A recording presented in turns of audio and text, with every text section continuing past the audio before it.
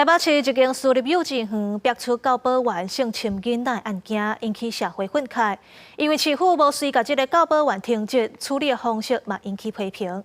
台北市长周万安今仔日甲受害囡仔佮家长会失礼，因为这第一个受害个案是发生伫咧郭文德市长的期间。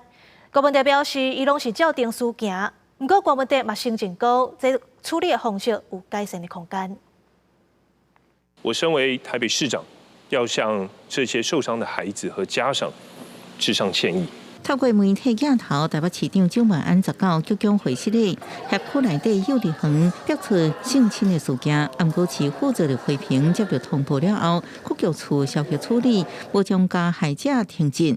毋但调查有疏失，也被质疑杀害前市府，连受害家长要调监视器，拢一直阻止。检调在调查的关系，所以有一些画面呢，是可能在检调的手中。那但是这个部分呢，局处本来也就是应该要尽全力的来做到他们该做的。涉案的幼儿园伫台北市信义区园长的姓毛的后生，涉嫌性侵猥亵，超过20个囡仔仔，搁翕犯案的影片记录。除了现今的市府团队被批评下级态度，专案也滚加到前市府郭文德，因为第一件受害个案都是伫个前来出现。一般去调查，你知道哈，也怕说大张旗鼓啊，会引起这个家长恐慌，或者是未审先判。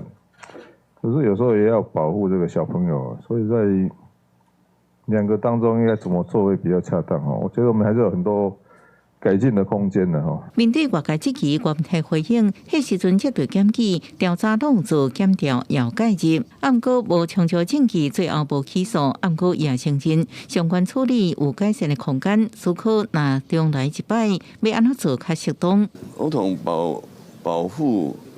保障权益保障法的。其实我必须要说明，他其实是在报道时是要保障受害人，并不是保障加害人。特别是这件幼儿园性侵的案件，也引起小法讨论。对加害者告知媒体是不是应报道，计算各地倒位。